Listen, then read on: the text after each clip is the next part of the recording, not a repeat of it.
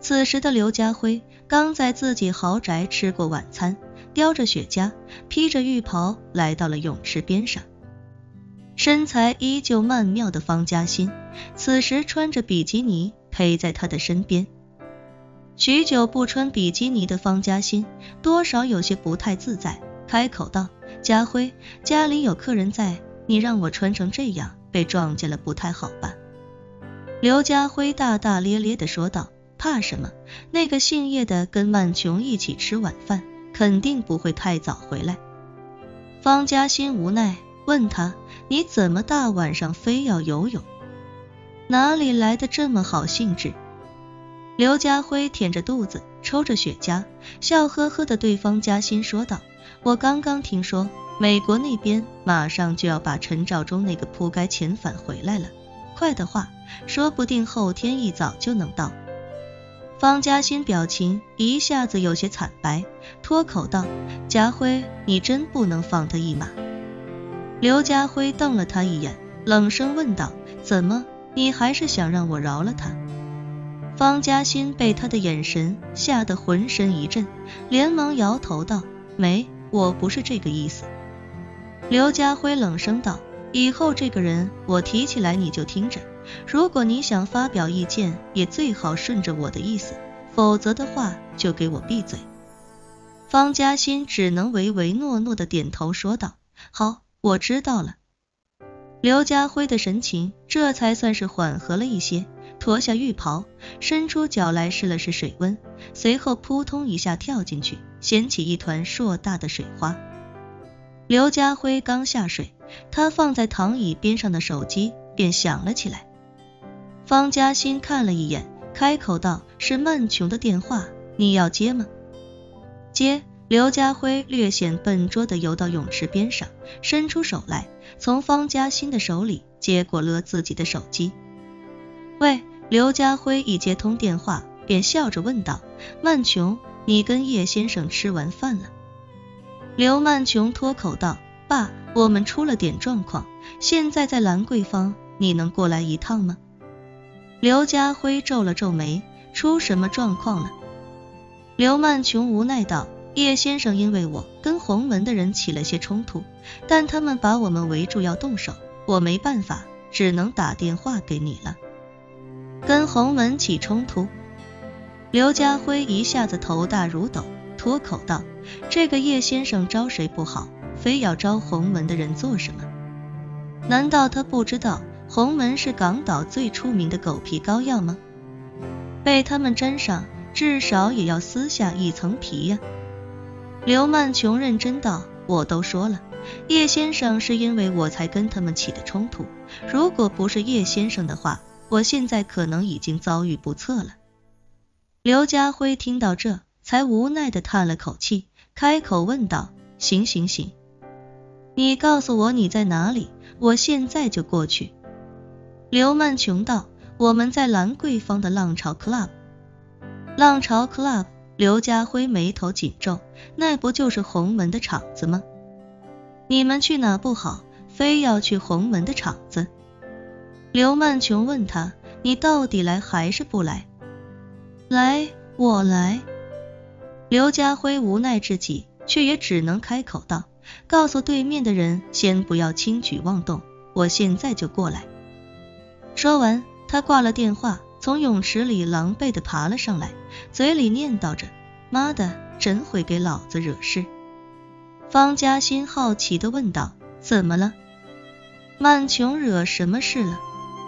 刘家辉骂骂咧咧地说道：跟洪门发生矛盾了，妈的，洪元山就是条疯狗，谁从他跟前过，他都得咬一口。曼琼跟姓叶的得罪了他们，怕是又要我出血了。方嘉欣不禁皱眉道：曼琼也是，招惹谁不好，偏要去招惹洪门的人，那都是一帮亡命徒，谁看见他们不躲得远远的。刘家辉披上浴袍，淡淡道：行了，你在家里等着吧，我去看看怎么回事。方嘉欣问他：要不要我跟你一起？不用，刘家辉摆手道：你去反而更麻烦。很快，3辆斯拉斯组成的车队从刘家辉师勋到的豪宅里开了出来。车队一出门，便飞快地驶向兰桂坊。而此时的浪潮 Club， 洪元山一脸笑意地坐在了叶晨和刘曼琼的面前。他看着叶晨，笑着说道：“衰仔，你还真有福气啊！你惹了事，还有曼琼小姐这位大美女挡在你的面前，真是艳福不浅。你如果今天晚上能活着从这里走出去，那你真的要好好感谢曼琼小姐。”叶晨淡淡道：“是你要感谢她才对，要不是她拦着，我早就把你弄死了。”操！几名小弟脸都绿了，他们实在是想不明白，这小子为什么这么装逼。关键是事情都到这个份上了，他还装逼，难道真的是不怕死吗？刘曼琼也快崩溃了，他实在想不通，叶晨到底想做什么？洪门这么多人在这里，难道他还想杀出一条血路吗？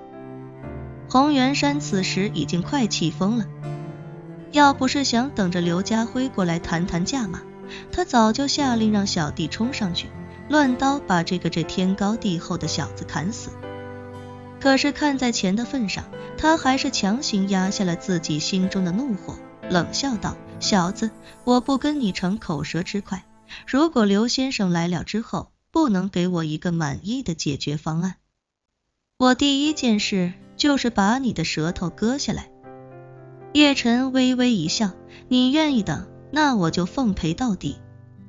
”20分钟后，刘家辉匆匆赶来，他一进门便被这里的阵仗吓了一跳。先不说这么多拿着砍刀凶神恶煞的洪门成员，单是洪元山一个人就让刘家辉心中暗叫不好。他在电话里只听女儿说跟洪门有了一些摩擦，但没想到洪元山竟然也过来了。